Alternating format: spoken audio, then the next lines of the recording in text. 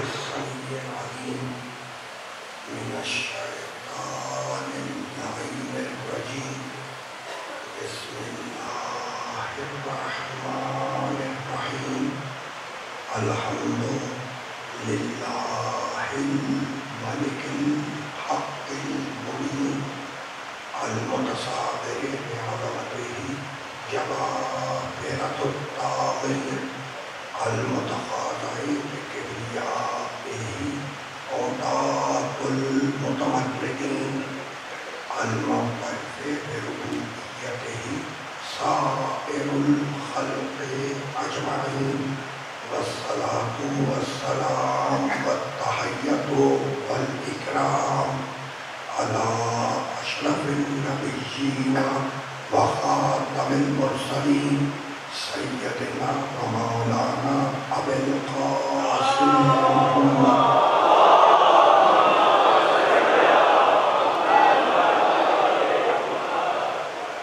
وأهل بيته الطيبين الطاهرين المعصومين المظلومين أما بعد فقد قال الله سبحانه وتعالى في محكم كتابه المبين بسم الله الرحمن الرحيم شرع لكم من الدين ما وصى به نوحا والذي أوحينا إليك وما وصينا به إبراهيم وموسى وعيسى أن أقيموا الدين ولا تتفرقوا فيه صلوات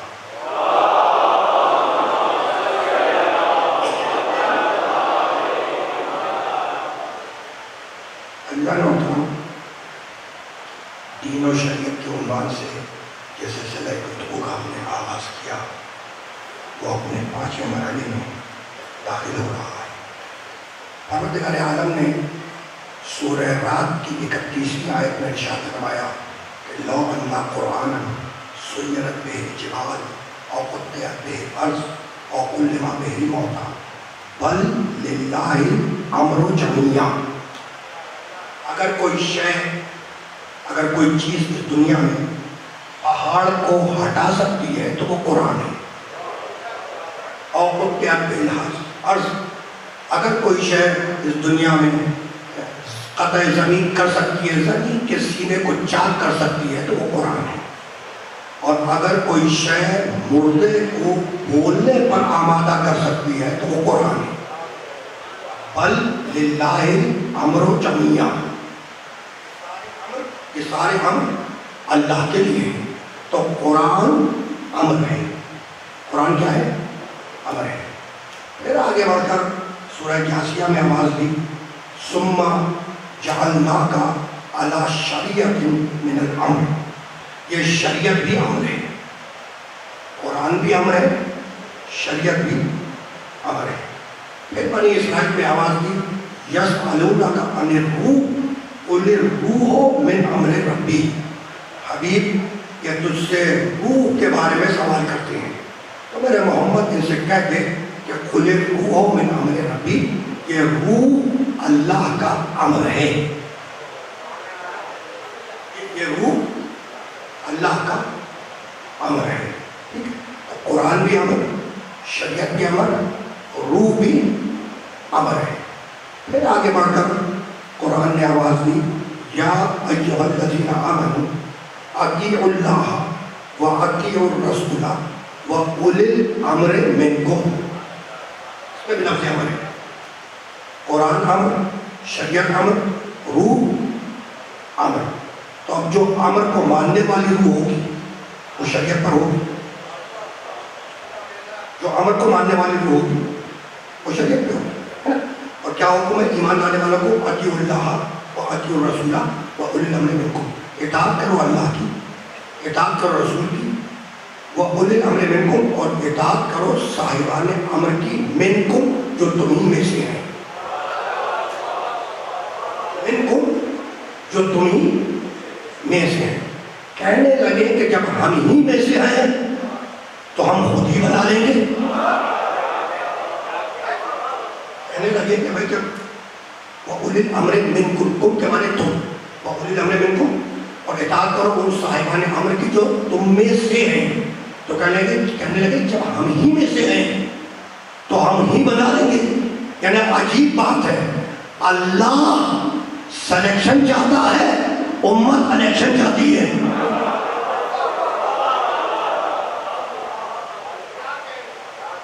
اللہ سلیکشن چاہتا ہے، امت الیکشن چاہتی ہے.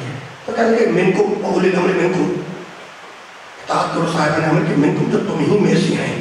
تو چونکہ ہم میں سے ہیں تو ہم خود بنا لیں گے.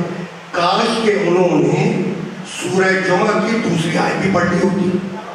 بسم اللہ الرحمن الرحیم، هو الذی بعث فی الامیین رسولا منہم، ہم رسول کو اٹھائیں گے، مبعوث کریں گے، منہم جو تم ہی میں سے ہوگا، جو تم ہی میں سے ہوگا. تو رسول مبعوث کریں گے تو تم ہی میں سے ہوگا. وہ خود بنا لو رسول، بھائی تم ہی میں سے ہے نا، تو خود بنا لو. کہا کہ نہیں ہوگا ہم میں سے لیکن بنائے گا اللہ. تو یہی تو قرآن سمجھانا چاہ رہا ہے کہ اولی الامر ہوگا تم میں سے، بنائے گا اللہ.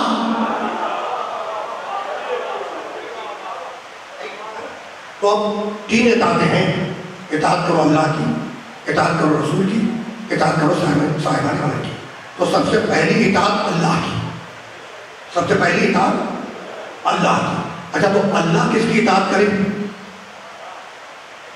اور پہلی اطاعت اللہ کی ہے تو اللہ کس کی اطاعت کرے؟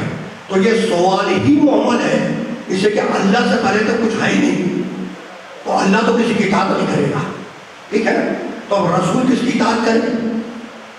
رسول سے پہلے کو لے کے اللہ، رسول اطاعت کرے گا اللہ کی. اللہ کسی کی اطاعت نہیں کرے گا اور رسول اطاعت کرے گا اللہ کی.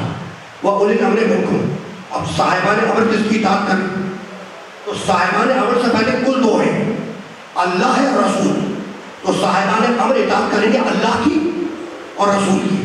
اگر اللہ اور رسول سے ہٹ کر صاحبان امر کسی کی اطاعت کرے تو پھر وہ صاحب الامر نہیں ہے.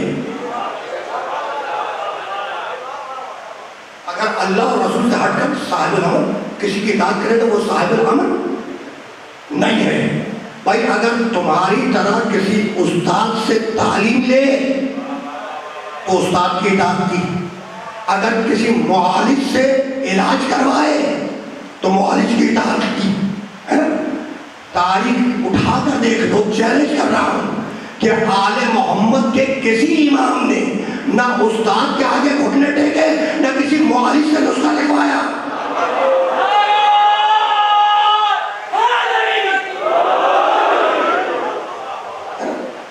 اب یہ صاحب الامر سمجھ میں آ گیا.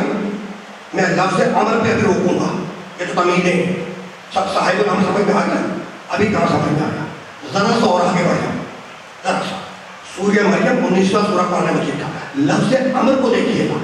لفظ امر طویل آیتیں ہیں اور کئی آیتیں ہیں، کئی آیتیں ہیں. وَاذْكُرْ فِي الْكِتَابِ مریم،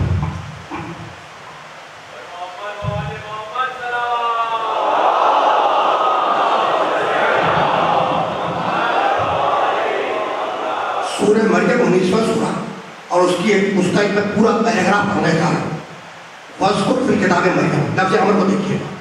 حبیب اپنی کتاب میں مریم کا تذکرہ کرو.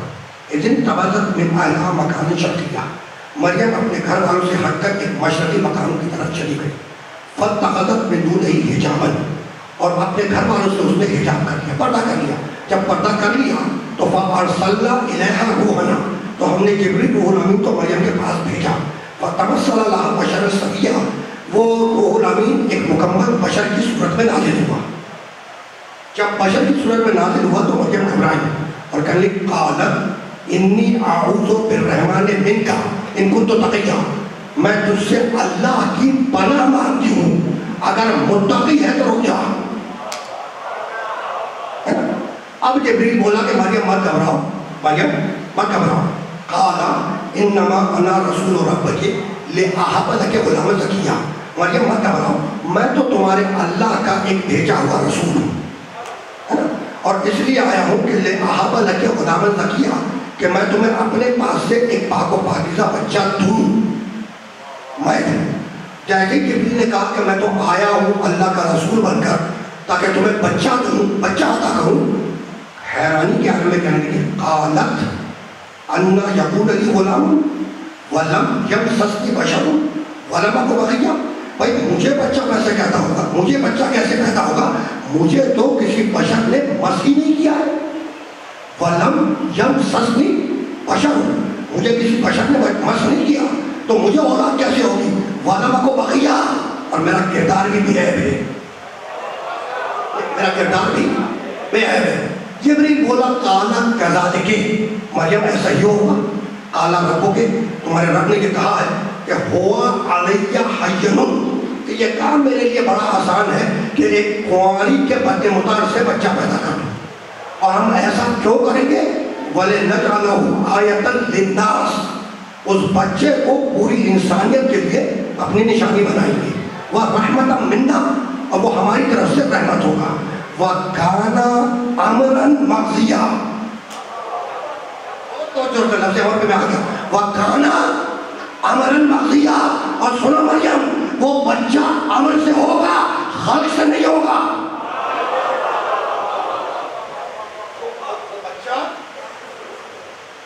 امر سے ہوگا، خلق سے نہیں ہوگا. تو اب عیسیٰ ہے امر سے، عیسیٰ ہے امر سے، آج تک زندہ ہے.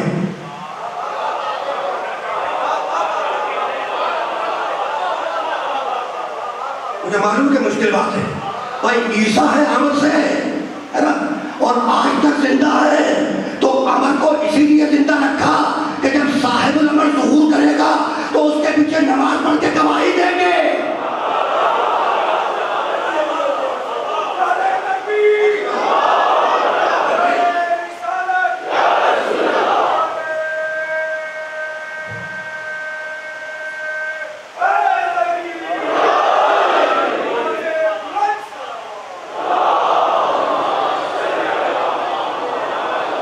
مشکل باتیں تو نہیں ہیں. اور ابھی میں لفظ امر سے ہٹا نہیں ہوں، میں روکوں گا آج کی تقریر میں، دیکھتے ہیں کہ کہاں تک اس لفظ امر کے ساتھ ساتھ چلتے ہیں. ذرا سا روکنے کا یہ تھی سورہ مریم کا پورا پیراگراف. صاحب الامر بھی سمجھ میں آیا اور امر بھی سمجھ میں آ گیا. ٹھیک، ابھی کہاں سمجھ میں آیا؟ سورہ آخر میں آواز دی تاکہ دیکھنا، رفیع الدرجات ذو العرش یلقی الروح من امرہ علی من یشاء من عبادہ. رفیع الدرجات، وہ درجات کو بلند کرنے والا ہے. ذو العرش، عرش کا مالک ہے. یلقی الروح، روح کو اتارتا ہے. من امرہ، اپنے امر سے. کس پر اتارتا ہے؟ علی من یشاء من عبادہ، بندوں میں سے جس کو منتخب کر لیتا ہے اس کے اوپر اپنے امر کی روح کو اتار دیتا ہے. اللہ بندوں میں سے جسے چن لیتا ہے، جسے منتخب کر لیتا ہے، اس پر اپنے امر کی روح کو اتارتا ہے. سورہ کافر ہے نا. اور اب آگے بڑھ جاؤ، 16واں سورہ سورہ نحل. لفظ امر بہت توجہ رکھیں، لفظ امر. اب دیکھو پہلی تقریر میں نے آپ سے کہا تھا کہ یہ تینوں شریعت عنوان آسان تو نہیں ہے، کہہ کے گزرا تھا کہ عنوان تھوڑا سا مشکل ہے. اور مشکل باتیں مشکل کشا کے ماننے والوں سے نہ کروں تو کیسے کروں، ہے نا. اور تاریخ ہمیں یہی بتاتی ہے دوستو کہ مشکلات میں اسے پکارو جو غریبوں اور مفلسوں کے پکارنے پر بھی آ جائے. اسے مت پکارو جو پیغمبر کے پکارنے میں بھی نہ آئے.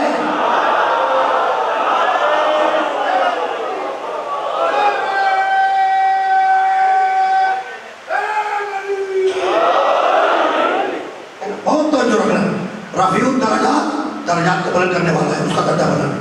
عرش کا مالک ہے. یلقی الروح، روح کو اتارتا ہے. کس پر؟ اپنے امر کے ساتھ. کس پر؟ علی من یشاء من عبادہ، بندوں میں سے جسے چن لیتا ہے، منتخب کر لیتا ہے. اور اب سورہ نحل، لفظ امر. عطا، بسم اللہ الرحمن الرحیم، ابتدائی آیت ہے. عطا امر اللہ فلا تستعجلوه سبحانه وتعالى عما يشركون ينزل الملائكة بالروح من أمره على من يشاء من عباده انذروا انہ لا الہ الا انا فاتقون خلق السماوات والارض بالحق تعالی عما یشرکون خلق الانسان من نطفۃ فاذا هو خصیم مبین. اور آرام سے سنیے گا لفظ امر عطا امر اللہ، اللہ کا امر آ گیا. عطا امر اللہ ہے، اللہ کا امر آ گیا. وَلَا تَسْتَعْجِلُوهُ، تو تم امر الہی میں عجلت سے کام مت لو. تم امر الہی میں عجلت سے کام مت لو. یعنی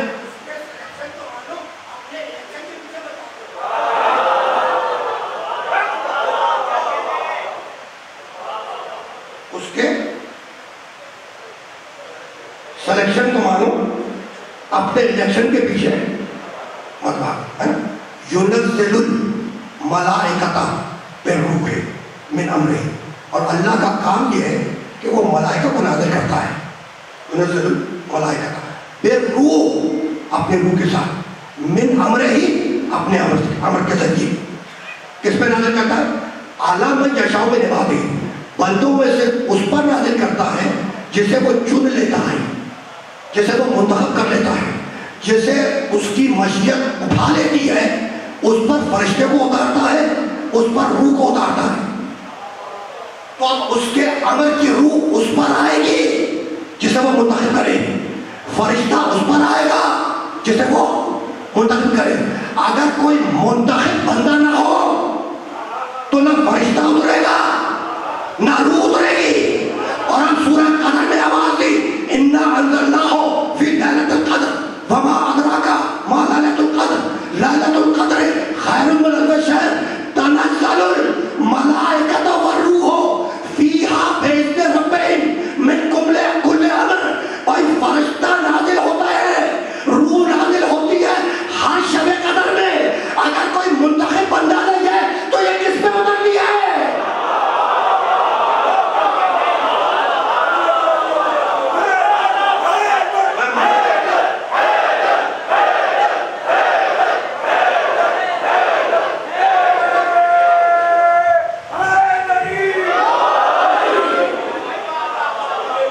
جناب اقبال ہے کا بات پہنچی.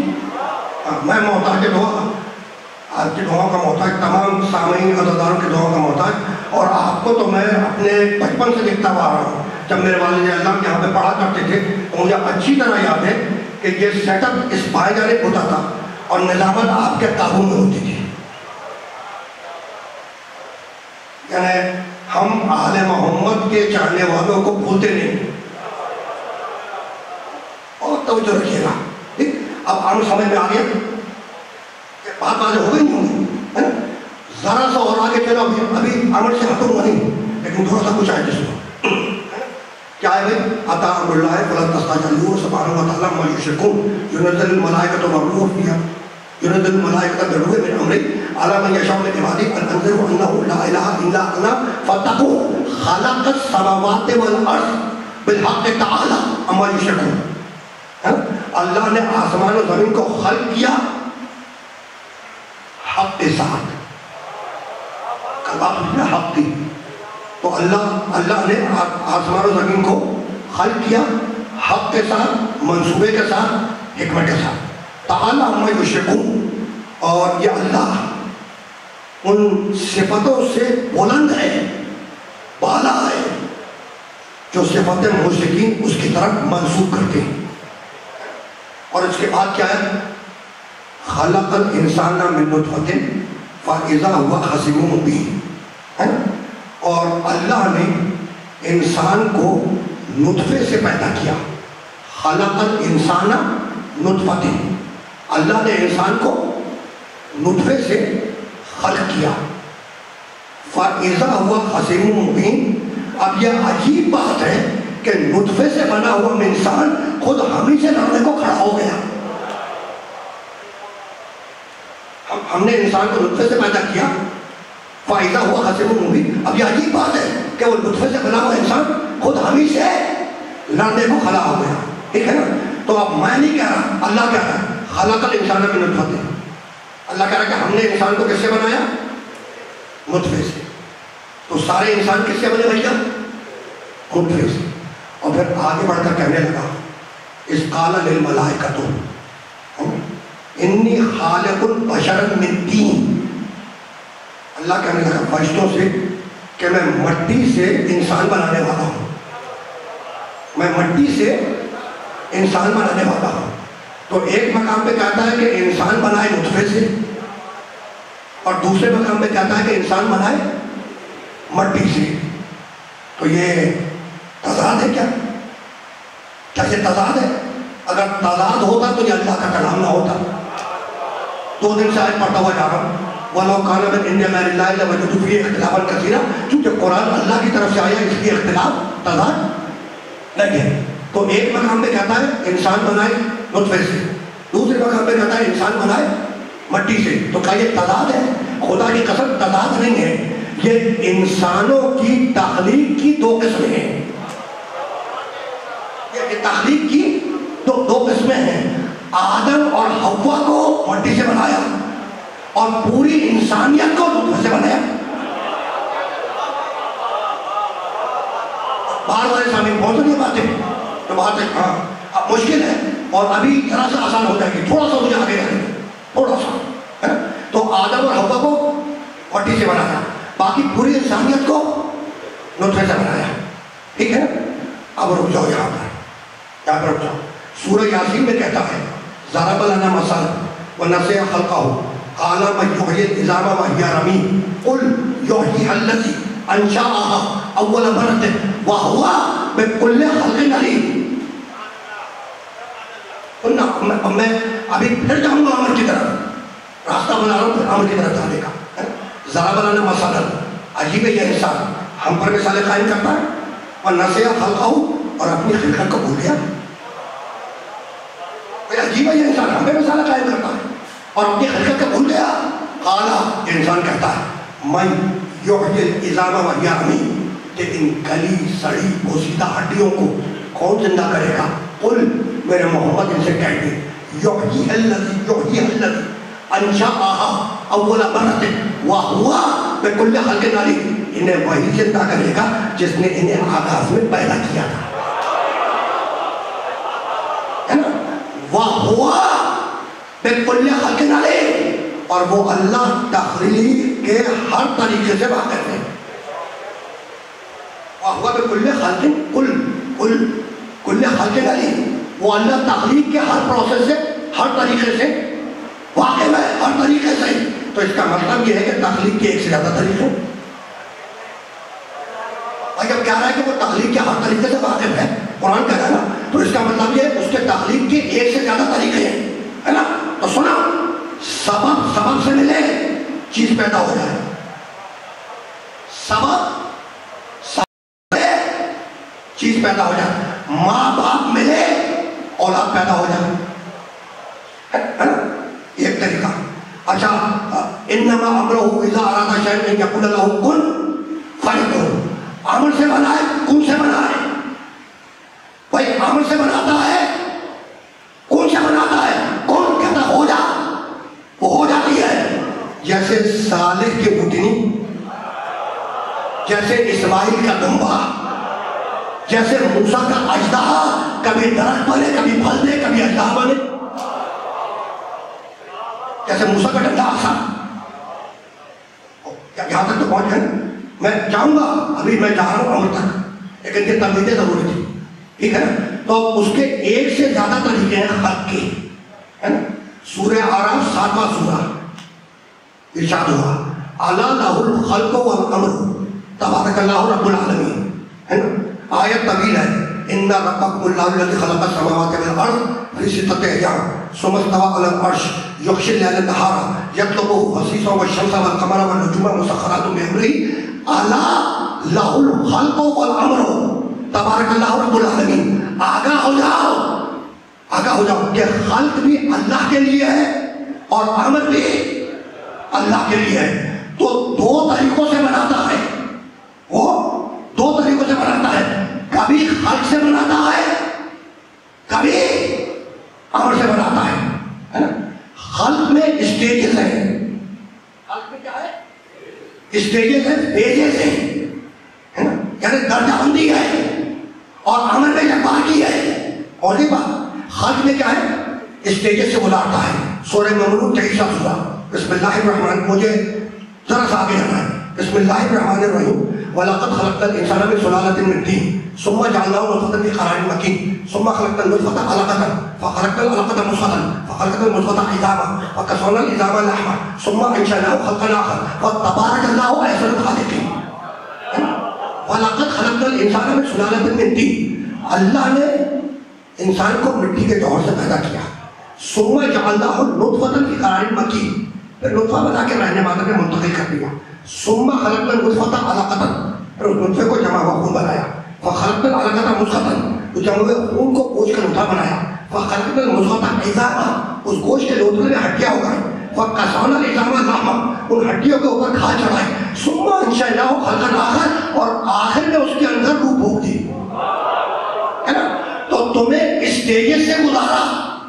اسٹیجز سے خلق جہاں پہ اسٹیجز ہو. مٹی کا سب سے نکالا, اسے نطفہ بنایا, نطفے کو علاقہ بنایا, علاقے کو گوشت کا لوتھڑا بنایا, گوشت کے لوتھڑے میں ہڈیاں اگائی, ہڈیوں پہ کھال چڑھائی, گوشت چڑھایا, آخر میں روح پھونک دی. تو اسٹیجز سے گزارا ہے نا. تو جہاں درجہ بندی ہو وہاں ہے خلق ہے نا. اور امر کیا ہے؟ انما امرہ اذا اراد شیئا ان یقول لہ کن فیکون. وہ کہتا ہے کن ہو جا, فیکون وہ فوراً ہو جاتی ہے نا. یعنی جہاں یکبارگی ہے وہاں امر ہے. تو جب اللہ نے کہا کن فیکون, جب اس نے کہا کن ہو جا, تو کیا 1 گھنٹے بعد ہوگی؟ مثال جب کن کہا تو ہو سکتا ہے کہ 1.5 گھنٹے بعد ہو, 1.25 گھنٹے بعد, کچھ ایسا ہے؟ کہتے ہیں نہیں. اب مفسرین نے لکھا, علامہ ابن کثیر کی تفسیر دیکھنا, مورخ طبری اٹھا کے دیکھنا, اور بھی بہت سی کتابیں ہیں, تفسیر بیضاوی اٹھا کے دیکھنا, ان میں تمہیں تفسیر مل جائے گی. ہم نے پوچھا بھائی کہ یہ جب اللہ کہتا ہے کن فیکون, تو جب اس نے کن کہا تو 1 گھنٹے بعد ہو گئے؟ وہ کام 1 گھنٹے بعد ہوگا کہ نہیں؟ فوراً ہوگا. وہ کام فوراً ہوگا. یہ تفسیروں کے حوالے میں نے دیکھی ہے, علماء نے تفسیر میں لکھا ہے کہ جب اللہ کن کہے گا تو 1 گھنٹے 2 گھنٹے بعد کام نہیں ہوگا. جیسے ہی کہے گا کن, وہ کام ویسے ہی ہو جائے گا. ہم نے کہا دلیل, کہنے کا دلیل ہے فعل. دلیل کیا ہے؟ فعل. علماء نے لکھا, میں نہیں کہہ رہا, علماء نے لکھا, کہنے کا دلیل ہے فعل. یہ فعل استعمال ہوتا ہے فوریت کے لیے. فعل استعمال ہوتا ہے فوریت کے لیے ہے نا. کن فیکون, جب اس نے کہا کہ کن فیکون فا, تو فعل استعمال ہوتا ہے فوریت کے لیے. تو جیسے ہی کہا کہ فیکون, تو وہ فوراً ہو جائے گا. اب 1-1.5 گھنٹے تاخیر نہیں ہوگی. تو اب ہاتھ جوڑ کے پوچھوں کہ نبی نے بھی تو یہی کہا تھا حدیث میں کہ من کنت مولا فہذا علی المولا.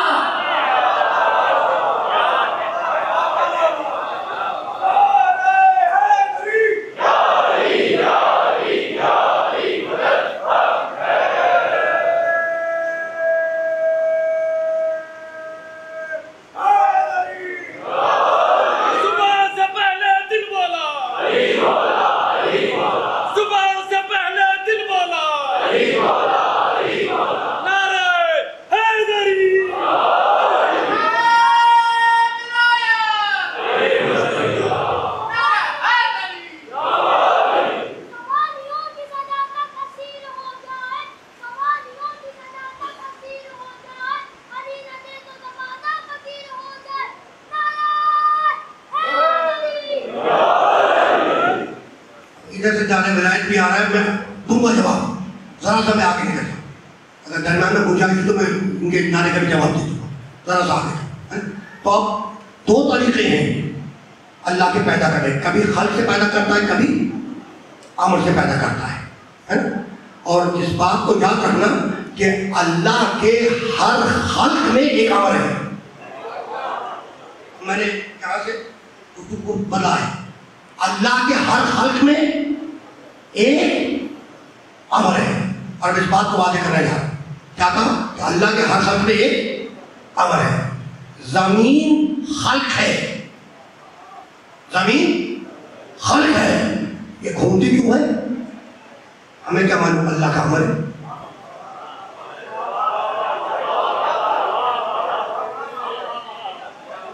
زمین خلق ہے، اس میں کشش ہے، چیز پھینکو تو نیچے کھینچتی ہے، تو زمین خلق ہے، اس میں کشش ہے. یہ کشش کیوں ہے؟ ہمیں کیا معلوم؟ اللہ کا امر ہے. اور آسان کرو، آگ خلق ہے، جلاتی کیوں ہے؟ ہمیں کیا معلوم؟ اللہ کا امر ہے. ہمیں کیا معلوم؟ اللہ کا امر ہے. اچھا ادھر نوجوانوں سے بھی بات کر رہا ہوں. مقناطیس خلق ہے، لوہے کو کھینچتا کیوں ہے؟ ہمیں کیا معلوم؟ اللہ کا امر ہے. ایسا ہے نہیں. پانی خلق ہے، اور دیکھو پانی ایسا سیال ہے، سیال وہ مادہ جو بہتا ہو، پانی ایسا سیال ہے جس کے ایک ایک قطرے مل کے جڑ کے رہتے ہیں. مٹی کے ڈھیر کو تم ادھر کرو ادھر کرو رک جائے گا، پانی کے قطرے کو ہٹاؤ پھر واپس مل جائے گا، ہے نا؟ تو پانی خلق ہے، مل کے رہنا امر ہے. یہ مل کے کیوں رہتا ہے؟ ہمیں کیا معلوم؟ اللہ کا امر ہے. تو یہ جو آخری کیوں ہے نا، کیوں یہ آخری کیوں، اس آخری کیوں کا جواب ان کے پاس بھی نہیں ہے جنہوں نے سورج کی شعاع کو حاصل کر دیا. یعنی جن کا دعویٰ ہے نا کہ ہم نے کائنات کو تسخیر کر لیا، اس آخری کیوں کا جواب ان کے پاس بھی نہیں ہے، اس لیے کہ یہ ہے امر. اب اس کا جواب وہ تھا جو صاحب الامر ہو.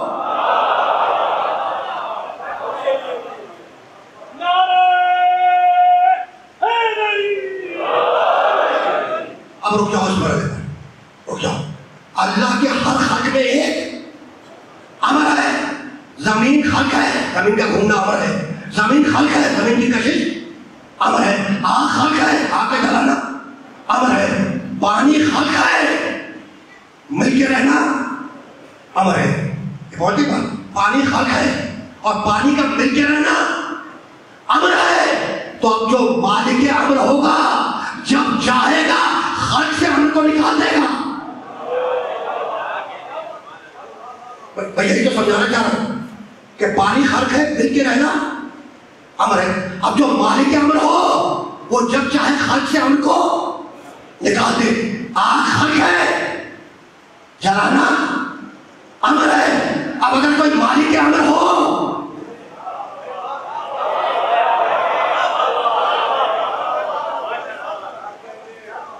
تو جب چاہے گا آگ کو خلق سے امر کو نکال دے گا. تو پانی کیا ہے؟ خلق. مل کے رہنا امر ہے. اب جو مالک امر ہو وہ جب چاہے گا خلق سے امر کو نکال دے گا.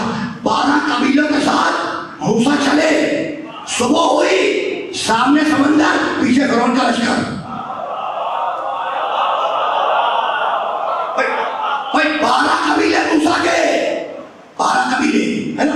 فرعون نے اتنا ذکر کیا کہ موسیٰ 12 قبیلوں کو لے کے نکلی. صبح ہوئی، آگے سمندر ہے، پیچھے فرعون کا لشکر ہے. آگے بڑھے تو موت، پیچھے ہٹے تو موت، ہے نا؟ اب وہ جو مالک امر ہے، بھائی پانی خلق ہے، مل کے رہنا امر ہے. اب جو مالک امر ہے جب چاہے گا امر سے خلق کو نکال دے گا، ہے نا؟ ایک مرتبہ حکم آیا، وہ اوحینا الی موسیٰ، ہم نے موسیٰ پر وحی کی، ان اضرب بعصاک البحر، موسیٰ یہ کہ تمہارے ہاتھ میں ڈنڈا ہے، اسے پانی میں مارو. موسیٰ نے پانی پر ڈنڈا مارا.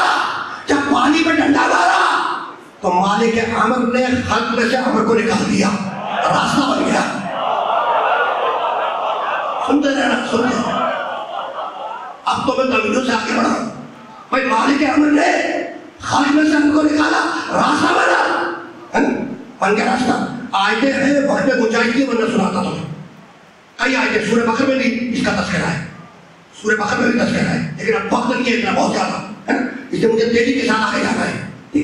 تو اب جیسے ہی ڈنڈا مارا پانی پھٹا، فن فلا کا پانی پھٹا، پانی میں راستہ بنا. اور جب راستہ بنا تو موسیٰ اپنے 12 قبیلوں کے ساتھ اس پانی میں اتر گئے، اس پانی میں اتر گئے، اور ادھر موسیٰ کا آخری آدمی پانی سے باہر نکلا، اور ادھر فرعون کا آخری آدمی پانی کے اندر اترا۔ وہ جو مالک امر تھا اس نے امر کو خلق میں واپس پلٹا دیا۔ بھائی وہ جو مالک امر تھا اس نے امر کو خلق میں واپس پلٹا دیا۔ موسیٰ والے بچ کر نکل گئے، موسیٰ 12 قبیلوں کے ساتھ بچ کر بچا کے لے گئے 12 قبیلوں کو۔ فرعون اپنے سارے اچھے بروں کے ساتھ ہلاک ہو گیا۔ بھائی ہو گیا نا، ہے نا؟ بس اتنا بتلا دو کہ موسیٰ کے 12 قبیلے کیا سب کے سب معصوم تھے، امام تھے؟ نہیں، 12 کے 12 قبیلے خطا کار تھے، بس ایک معصوم تھا، موسیٰ جو امام تھا۔ تو تم نے ایک امام کی طاقت دیکھی جو 12 قبیلوں کو نجات تک جاتا ہے، تو کیا 12 امام مل کر ایک قبیلے کو نجات تک دلائیں گے؟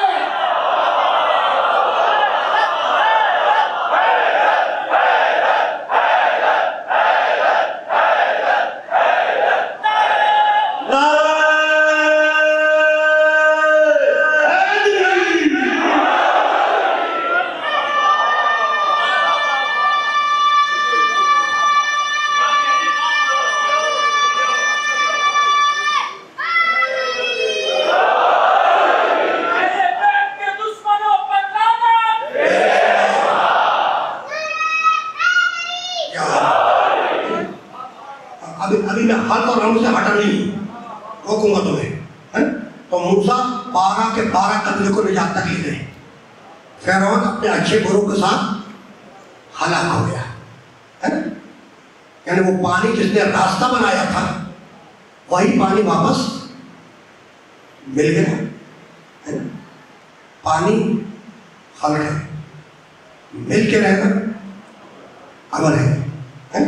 اچھا مجھے آپ بتائیے کہ پانی کو پتہ کیسے چلا کہ موسیٰ والوں کو چھیڑنا مت اور فرعون والوں کو چھوڑنا مت؟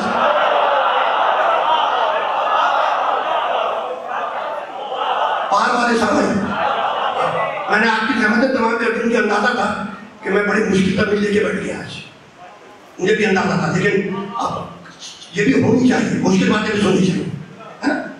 اب میں سوال کر رہا ہوں سارے مجمع سے کہ بھائی پانی کو کیسے پتا چلا کہ موسیٰ والوں کو چھیڑنا مت اور فرعون والوں کو چھوڑنا مت؟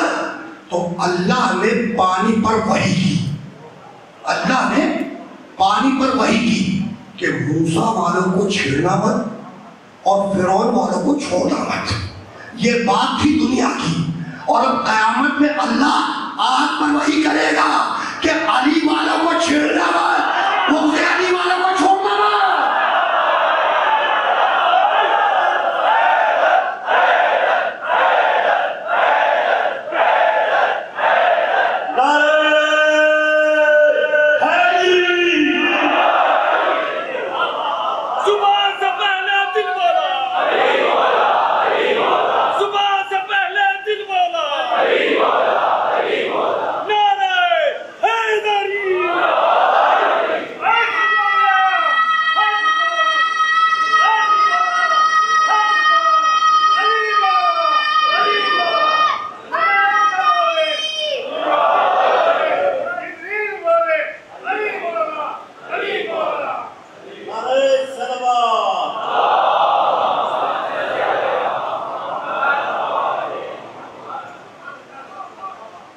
جبریل بولے،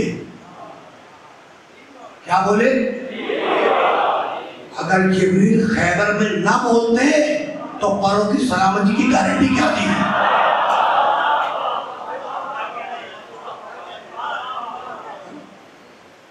بہت توجہ رکھیے گا۔ تو اللہ کے ہر خلق میں ایک امر ہے، ہر خلق میں ایک امر ہے۔ زمین گھومتی ہے، زمین خلق ہے، زمین کا گھومنا امر ہے۔ زمین خلق ہے، زمین کی کشش امر ہے۔ مغناطیس خلق ہے، لوہے کو کھینچنا امر ہے۔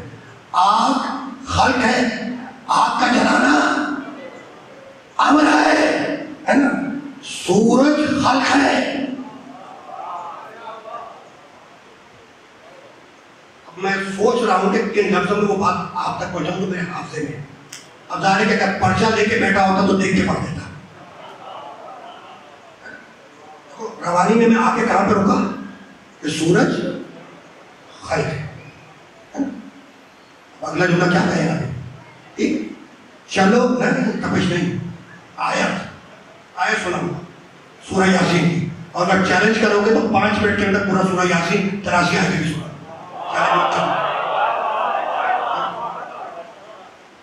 سورج خلق ہے، چاہے سورہ یاسین میں دیکھیں. والشمس تجری لمستقر لہا ذالک تقدیر العزیز العلیم. سورج اپنی پوری رفتار کے ساتھ چلا جا رہا ہے. ذالک تقدیر العزیز العلیم، یہ اس کی تقدیر ہے کہ وہ اپنی پوری رفتار کے ساتھ چلا جا رہا ہے. تو سورج خلق ہے، رفتار سے جانا امر ہے. کوئی بات جو مجھے کہنا تھا کہہ دیا. تم پہنچے نہیں، پہنچ جاؤ گے، پہنچ جاؤ گے. ابھی ایک اشارہ دو. سورج خلق ہے، رفتار سے جانا امر ہے. اب اگر کسی کی نماز قضا ہو رہی ہو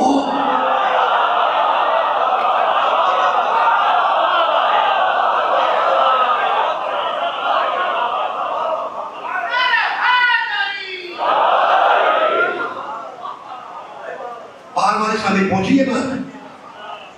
اب تو آیا ہوں وقت میں پھر چل جاتے ہیں. بس رکے رہیے گا اس بارے میں، ہے نا. سورج خلق ہے، رفتار سے جانا امر ہے. تو اب جو صاحب الامر ہو وہ جب چاہے گا خلق سے امر کو نکال دے گا. تو کہیں نماز قضا ہو رہی تھی، ڈوبتے ہوئے سورج کو پڑھنا ہے.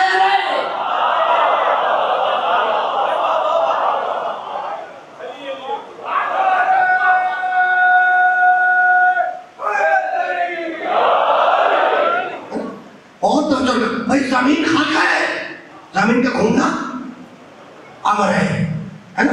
اب سورج کو پلٹایا ہو یا زمین کو گھمایا ہو، اور یہی بات اس جگہ محاورے میں کہتے ہیں سورج طلوع ہوا غروب ہوا. جبکہ زمین گھوم رہی ہے تو اب سورج کو پلٹایا یا زمین کو گھمایا.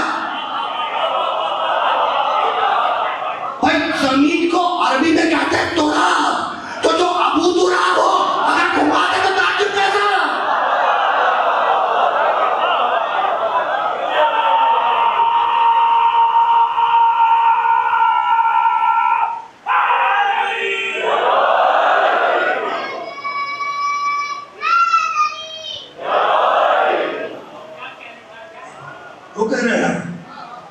رکے رہنا لایا ہوں اس مرحلے پر جہاں پہ لانا تھا، جہاں سوچ کے آئے تھے تو یہاں تک لے کر آتا ہوں آج، ہے نا. اگرچہ کہ ٹائم نکل جاتے لیکن اب مجبوری ہے، لیکن میں روکوں گا اس مرحلے پر. ٹھیک ہے نا. اسی خلق اور امر کے فلسفے کو بیان کرتے ہوئے حضرت ابراہیم علیہ السلام نے اپنے زمانے میں خدا کے وجود پر دلیل قائم کی. سننا جو میں کہہ رہا ہوں، اسی امر اور خلق کے فلسفے کو بیان کرتے ہوئے حضرت ابراہیم نے اپنے زمانے کا جو ظالم بادشاہ تھا، خدائی کا دعویٰ کر رہا تھا نمرود، اس کے سامنے وجود خدا پر دلیل قائم کی. ابراہیم اب آیتیں نہیں پڑھا، وقت نہیں ہے، جا کے دیکھنا قرآن میں. ابراہیم نے کہا کہ میرا رب وہ ہے جو زندگی دیتا ہے، موت دیتا ہے. میرا رب وہ ہے جو زندگی دیتا ہے، موت دیتا ہے. نمرود کہنے لگا انا احیی و امیت، یہ کام تو میں بھی کرتا ہوں، میں بھی زندگی دیتا ہوں، میں بھی موت دیتا ہوں. جو بے گناہ تھا اس کو قتل کروا دیا، کہا دیکھو زندگی کی مار دیا، ہے نا. اور جو مجرم تھا اسے رہا کر دیا، کہا دیکھو اس کو زندگی دے دی. آپ پہنچی. تو جیسے ہی ابراہیم نے کہا کہ میرا اللہ وہ ہے جو زندگی دیتا ہے، موت دیتا ہے، تو کہنے لگا انا احیی و امیت، یہ کام تو میں بھی کرتا ہوں. انا احیی و امیت، زندگی اور موت تو میں بھی دیتا ہوں. ٹھیک ہے نا. اب ابراہیم نے ایک قدم آگے بڑھ کر استدلال کو اور بڑھایا کہنے لگے، اب دیکھو جملہ ظاہرہ ہونے پہ، کہنے لگے کہ میرا رب وہ ہے جو مشرق سے سورج کو نکالتا ہے، مغرب میں غروب کرتا ہے، اگر تو رب ہے تو فاتح بہا من المغرب، تو اس کے برعکس کر کے نکلا دے۔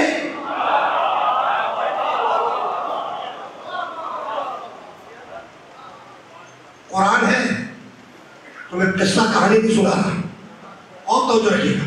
کیا کہا ابراہیم علیہ السلام نے؟ میرا رب وہ ہے جو مشرق سے سورج کو نکالتا ہے، مغرب میں غروب کر دیتا ہے، اگر تو رب ہے تو فاتح بہا من المغرب، تو اس کے برعکس کر دے، مغرب سے نکال کر مشرق میں ڈبو دے۔ فَبُعِثَ الَّذِي كَفَرَ، وہ کافر بادشاہ مبہوت ہو گیا، اس لیے کہ خلق کو دیکھ رہا تھا، امر پہ کنٹرول نہیں تھا۔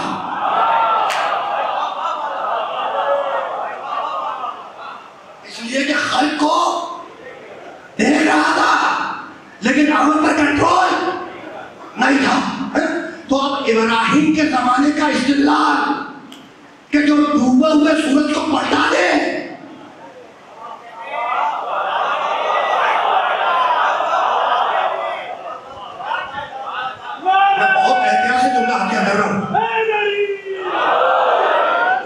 ابراہیم کے زمانے کا استدلال کہ جو ڈوبے ہوئے سورج کو پلٹا دے وہ ہے رب۔ بہت توجہ رکھنا، بہت توجہ رکھنا، میرا رب وہ ہے جو مشرق سے سورج کو نکالتا ہے، مغرب میں ڈبوتا ہے، اگر تو رب ہے تو اس کے برعکس کر، مغرب سے نکال، مشرق میں ڈبو دے۔ تو استدلال کیا ہے کہ جو ڈوبے ہوئے سورج کو پلٹا دے، مغرب سے نکال دے اور مشرق میں غروب کر دے، وہ ہے رب۔ ابراہیم علی کے چند، اب علی کی احتیاط دیکھی کہ مغرب سے نکال کر مغرب میں ڈبو دیا۔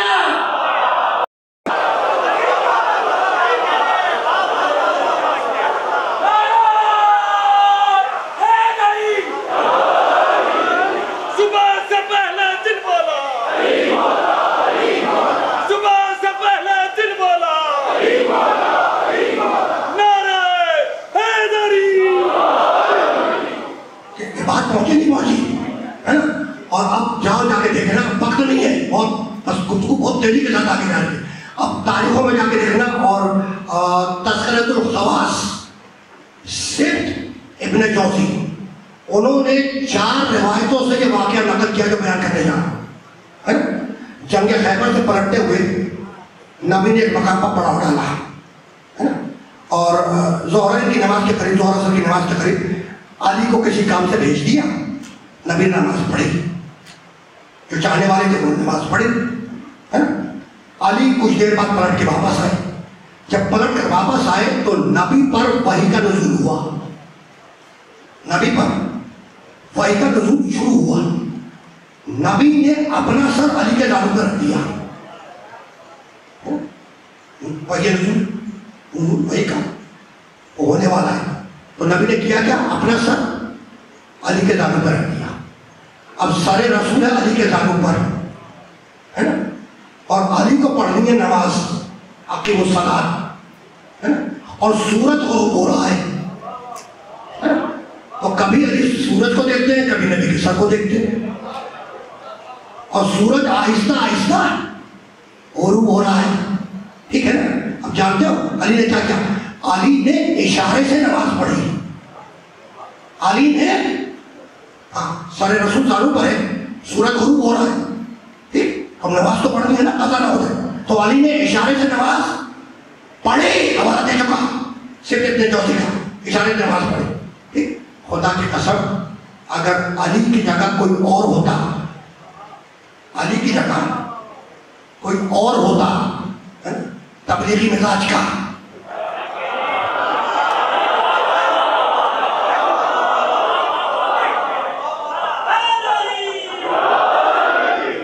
سنو، اگر علی کی جگہ کوئی اور ہوتا تو چپکے سے سر رسول کو اٹھا کر زمین پر رکھتا اور کہتا اللہ اکبر، نماز نماز اللہ اکبر ہے نا۔ لیکن خدا کی قسم یہ علی ہے، جانتا ہے کہ نماز ہے فروغ دین میں اور محمد ہے اصول دین میں.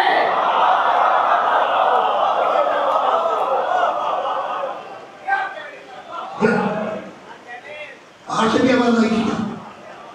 پھر باہر سے آج آئیے 5 بجے پہلے سے بھی آنے چاہیے تھے. بہت توجہ رکھیے گا. تو اب یہ تو علی ہے جانتا ہے کہ نماز ہے فروغ دین میں اور محمد ہے اصول دین میں. رک جانا. اب علی نے اشارے سے نماز پڑھی. وحی کا نزول ختم ہوا. سورج غروب ہو گیا. سورج غروب ہو گیا. وحی کا نزول ختم ہوا. نبی نے علی کی صورت دیکھی اور پہلا سوال کیا یا علی نماز پڑھی؟ خدا کی قسم کبھی ایسا محسوس ہوتا ہے کہ اللہ اور اس کا رسول مل کر کوئی سچویشن کریٹ کر رہے ہیں.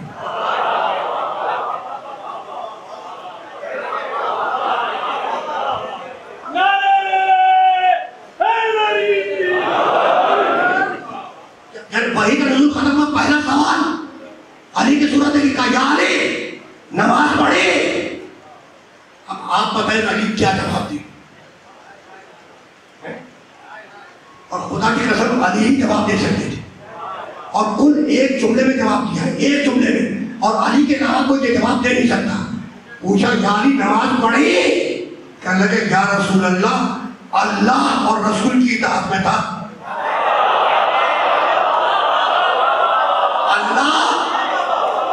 رسول کی اطاعت میں تھا. اللہ کی اطاعت میں تھا. اشارے سے نماز پڑھ رہا تھا. رسول کی اطاعت میں تھا. آپ کا سر میرے داڑھی میں تھا.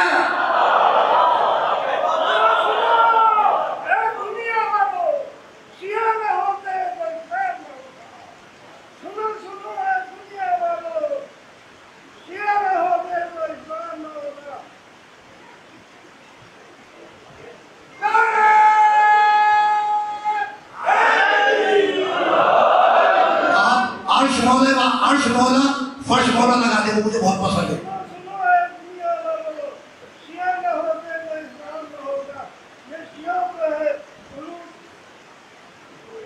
اب عرش مولا فرش مولا لگا دے اس میں سب شامل ہے. سب کچھ زمین سے آسمان تک سب شامل ہے اس میں. عرش مولا فرش مولا.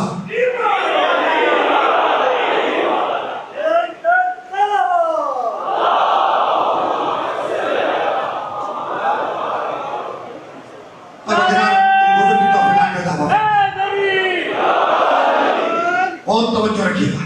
اچھا میں کہاں رکا ہوا تھا؟ بس رک جاؤ. یا علی نماز پڑھی؟ کہا کہ اللہ اور رسول کی اطاعت میں تھا. اللہ کی اطاعت میں تھا. اشارے سے نماز پڑھ رہا تھا. رسول کی اطاعت میں تھا. آپ کا سر میرے دانوں میں تھا. کہا یا علی سورج پڑھ رہا ہوں.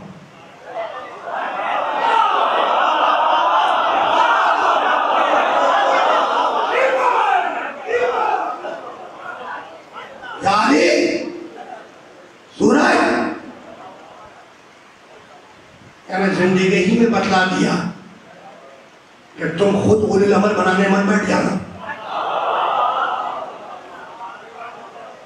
زندگی میں بتلا دیا کہ تم نہ بنانے بیٹھ جانا. یا علی سورج پڑھ رہا. اب علی نے بایاں ہاتھ زمین پہ رکھا. دائیں ہاتھ کے اشارے سے سورج کو اٹھایا. یعنی بایاں ہاتھ علی نے زمین پہ رکھا. دائیں ہاتھ سے سورج کو اشارہ کیا. سورج اتنا بلند ہوا کہ حضرت اسما بنت امیس رضی اللہ تعالی عنہا بیان فرماتی ہیں کہ ہم نے سورج کی کرنیں پہاڑوں کے اوپر دیکھی. حوالہ کتاب کا میں دے چکا. قصے کہانی میرے پاس ہوتے نہیں.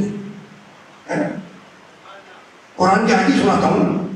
سیاسی تبصرے میں ممبر سے نہیں کرتا ہوں. کبھی نجی نشست پہ بیٹھا ہوگا اور کہو کہ کریں تو کر کے دکھا دوں.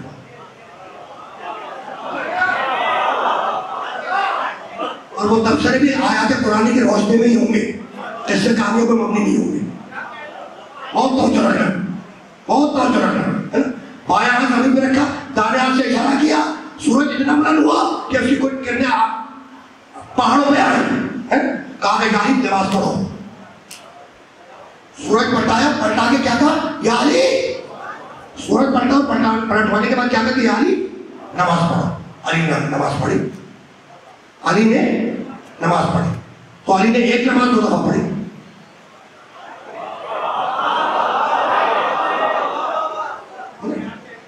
ایک اشارے سے پڑھی. ہاں نمازیوں کو خاص طور پہ متوجہ کر رہا ہوں، ان کے کام کی بات ہے. ایک اشارے سے پڑھی اور دوسری سورج پلٹانے کے بعد دوبارہ پڑھی. 2 ہو گئی نا. میں ٹائم واقع نہیں. ٹھیک. اب میں سارے سامعین سے کہہ رہا ہوں، نمازی مجمع ہے، سب سے کہہ رہا ہوں، جب تم سفر پر جاتے ہو، سفر پر، تو وہ جو 4 رکعت والی نمازیں ہیں وہ کیسے پڑھتے ہو؟ قصر پڑھتے ہو. کیا؟ 2 رکعت.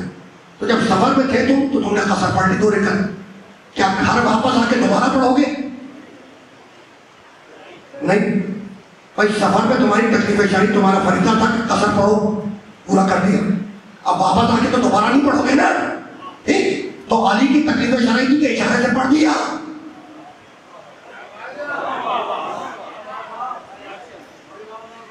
بھائی جب اشارے سے پڑھ دیا تو وہی نماز سورج پلٹا کے پڑھنے کی ضرورت کیا ہے؟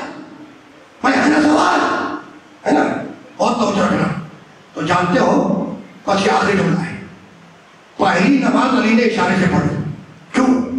اس لیے کہ علی ہے امام، اور امام سے نماز قضا نہیں ہو سکتی.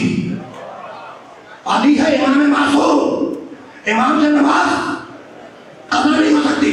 یعنی میں کہنا یہ چاہ رہا ہوں کہ اس مرحلے پر علی پر وہ دونوں نمازیں واجب تھی. پہلی نماز اس لیے واجب کہ علی ہے امام معصوم، امام معصوم سے نماز قضا نہیں ہو سکتی. اور دوسری نماز اس لیے پڑھی کہ ابراہیم کہتے ہیں کہ جو سورت پڑھا دے وہ ہے رب. اس لیے اللہ اکبر، جو سجدہ کرے وہ رب نہیں ہو سکتا.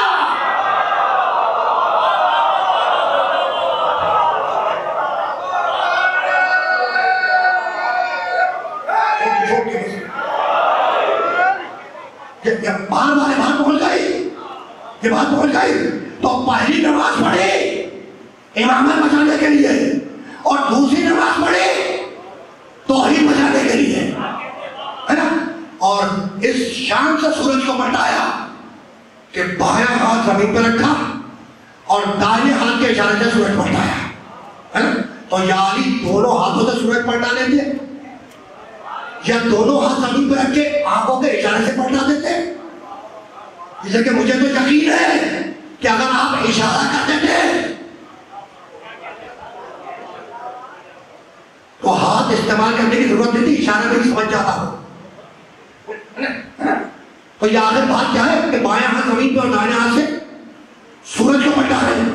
پھر سنو، بائیں ہاتھ زمین پہ رکھا اور دائیں ہاتھ سے سورج کو پلٹایا. بھائی دونوں ہاتھ سے پلٹا دیتے یا دونوں ہاتھ استعمال نہ کرتے، آنکھوں کے اشارے سے پلٹا دیتے. یہ سبب کیا ہے کہ بائیں ہاتھ زمین پہ ہو اور دائیں ہاتھ سے پلٹا رہے. تو ابھی آیت پڑھ کے گزرا ہوں کہ سورج پوری رفتار سے اپنے مدار میں جا رہا ہے.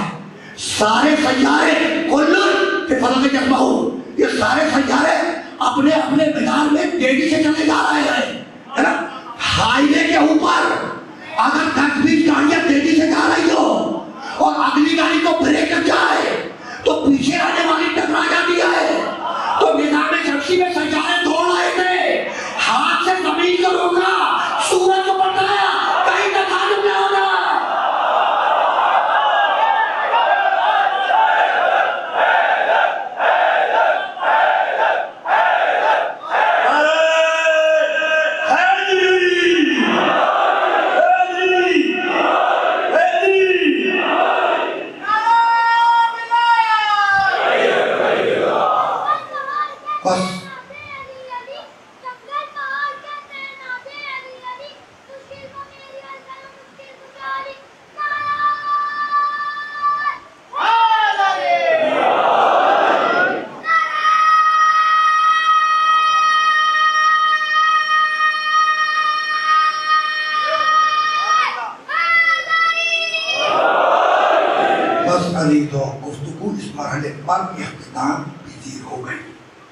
علی علی کے بھائی جعفر، جعفر کا بیٹا عبداللہ، اور عبداللہ کے دو راج دلارے اون و محمد. کون؟ شہزادی زینب کے راج دلارے. یہ دونوں بیٹے کون ہیں؟ اون و محمد. شہزادی زینب کے دو بیٹے ہیں، ہے نا. جانتے ہو جب 28 رجب کو قافلہ نکل رہا تھا مدینے سے تو عبداللہ بیمار تھے، بستر پر بیٹھے ہوئے تھے. کون؟ حضرت عبداللہ ابن جعفر طیار، جناب زینب کے شوہر، بی بی زینب کے شوہر حضرت عبداللہ ابن جعفر طیار. علی تھے، بیمار تھے، بستر پر لیٹے ہوئے تھے. ایک مرتبہ شہزادی زینب آئی اور عبداللہ کے سرانے بیٹھ گئے. جب بہت دیر گزر گئی اور کچھ نہیں کہا شہزادی زینب نے، تو عبداللہ نے پکار کے کہا بیوی کوئی حکم ہے میرے لیے، کچھ آپ کہنا چاہتی ہیں؟ تو رو کر کہنے لگی کہ عبداللہ تمہیں تو معلوم ہے نا کہ میرا بھیا مدینہ چھوڑ رہا ہے.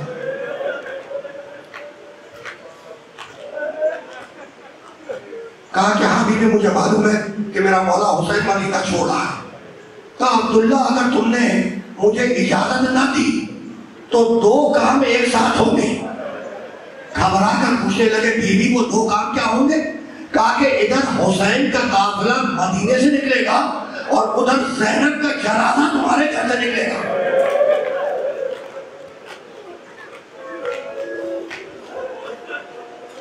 کہا کہ بیوی جس طریقے سے حسین تمہارے امام اسی طریقے سے حسین میری بھی امام، جو اللہ کی مشیت جو میرے امام کی مرضی. اجازت ملی، شہزادی زینب کو اجازت ملی، اور علانت کے باوجود حضرت عبداللہ ابن جعفر طیار مکے تک قافلے کے ساتھ آئے. جب مکے میں زیادہ طبیعت خراب ہو گئی تو ایک مرتبہ شہزادی زینب سے کہنے لگے کہ بیوی ذرا میرے دونوں شہزادوں کو نئی پوشاک پہنا دو، انہیں سوار دو، نئی پوشاک پہنا دو، میرے اون و محمد کے بالوں میں کنگھی کر دو، انہیں سجا دو. شوہر کا حکم تھا. شہزادی زینب نے اپنے دونوں راج دلاروں کو نئی پوشاک پہنائی، نیا لباس پہنایا، بالوں میں کنگھی کی، اور تیار کرنے کے بعد عبداللہ کے حوالے کر دیا. حسین ایک مقام پر کرسی پر تشریف فرما تھے. عبداللہ نے دونوں بیٹوں کا ہاتھ تھاما، زبان سے کچھ نہیں کہا، حسین کے قریب آئے اور 7 مرتبہ بچوں کے ساتھ حسین کا طواف کیا اور اپنے شہزادوں کو حسین پر صدقہ کر دیا. اون و محمد کو صدقہ کرنے کے بعد حسین پر رو کر کہنے لگے کہ مولا آپ کو تو معلوم ہے کہ میری طبیعت زیادہ خراب ہو گئی، میں اب سفر کے قابل نہیں رہا، تو میں تو نہیں ہوں گا کربلا میں، یہ دونوں بچے میری طرف سے ہدیہ آئے. بس تم نے دیکھا کیا مجلس فرما دو گے، یہ دونوں بچے میری طرف سے ہدیہ آئے، ہے نا. عاشور کی شب آئی، عاشور کی شب میں علی کی بیٹی زینب اپنے اون و محمد سے کہہ رہی ہے شب عاشور میں کہ بیٹا تمہیں معلوم ہے نا، بیٹو تمہیں معلوم ہے نا کہ تم جعفر طیار کے پوتے ہو، اور بیٹو تمہیں معلوم ہے نا کہ تم حیدر کرار کے نواسے ہو، ہے نا. تو بیٹا ایسی داد شجاعت لینا کہ میں قیامت کے دن اماں فاطمہ کو منہ دکھلا سکوں. اجرکم اللہ. اور سنو اون محمد، اگر میدان سے زندہ واپس آئے تو میں دودھ نہیں بخشوں گی.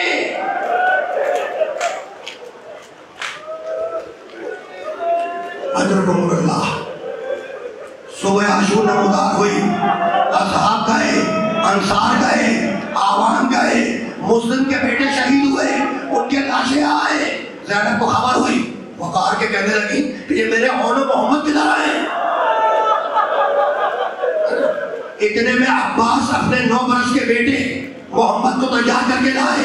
9 برس کا بیٹا عباس کا میدان میں گیا, شہید ہوا. عباس کے بیٹے کا لاشا بھی خانے میں آ گیا.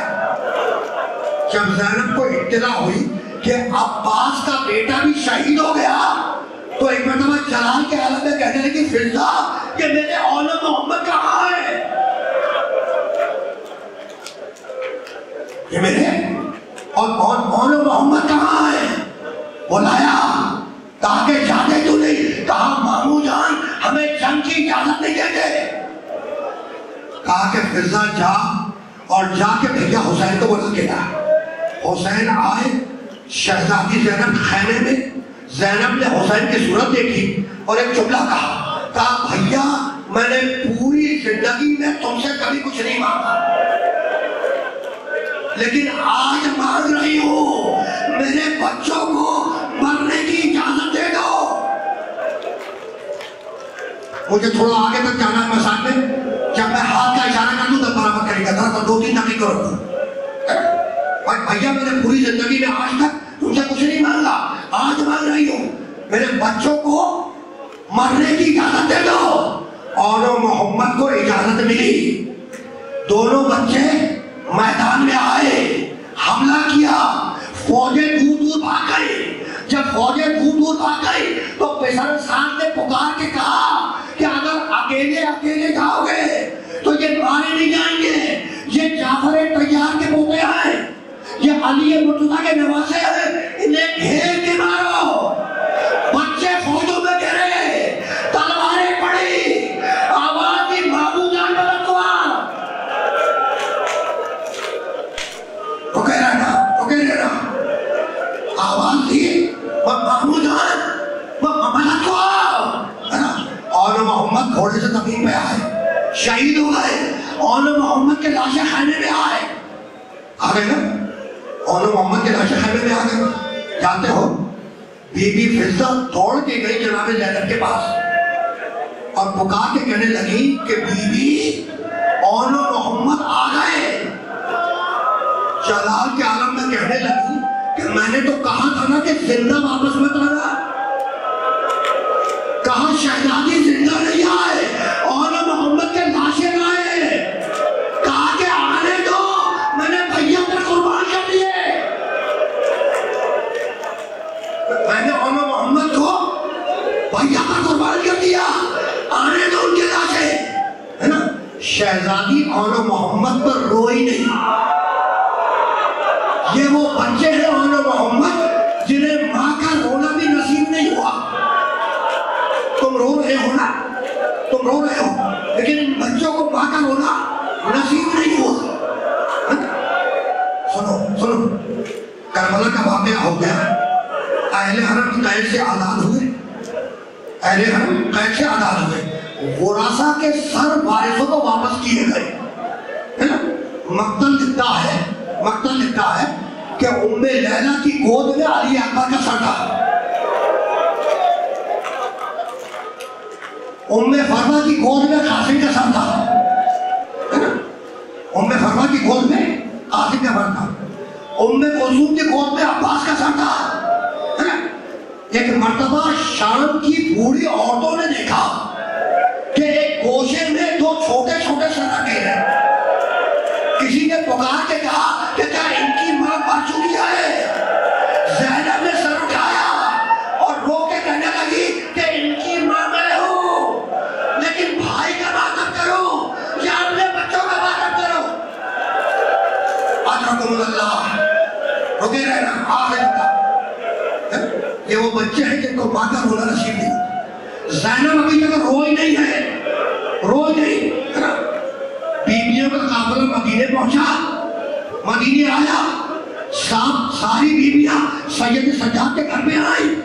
شہزادی زینب اپنے گھر نہیں گئی, سجاد کے گھر پہ آئی. اب عبداللہ ابن جعفر کا طریقہ تھا کہ روز آنا سید سجاد کے پاس آتے اور گھنٹوں بیٹھے رہتے, پھر اٹھ کے چلے جاتے.